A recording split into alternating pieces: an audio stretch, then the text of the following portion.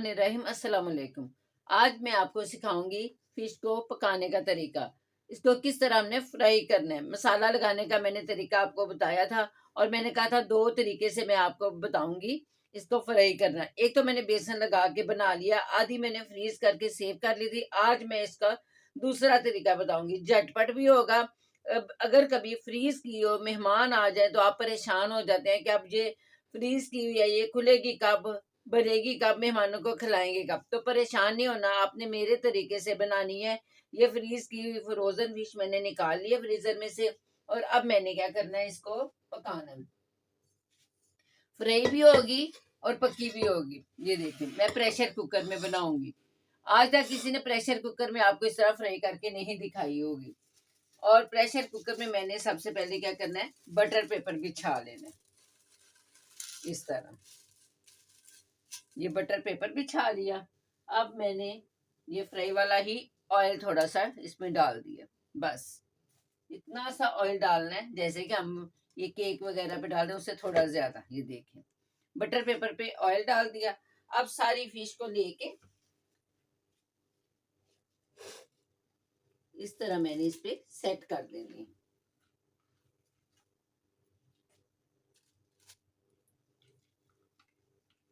अभी मेरा ये सारा फ्रीज किया हुआ है, यानी कि खुला नहीं है, लेकिन मजा आ जाएगा आज ये खाने का।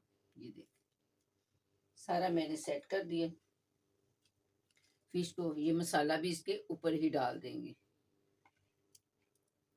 बचेगा ठीक है, ना बचेगा फिर भी कोई मसला नहीं, कोई पानी शानी कुछ भी नहीं डालना।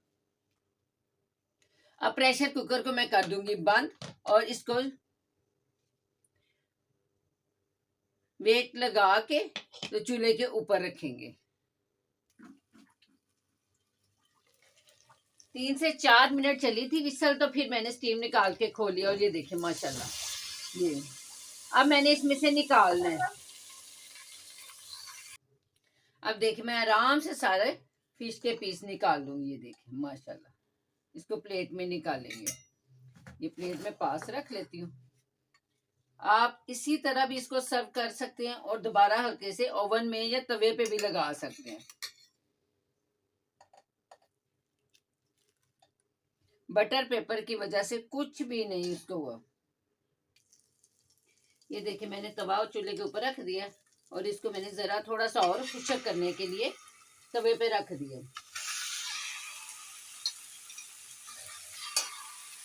जो पानी निकलेगा वो भी ड्राई हो जाएगा फिश के अंदर वाला। और जो ऑयल मैंने कुकर में डाला था वही ऑयल मैं इसके ऊपर शाइन के लिए डाल दूंगी।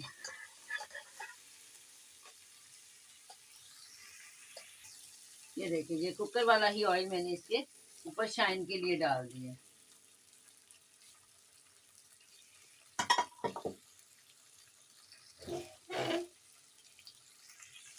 इनको मैं आराम से पलट लूंगी।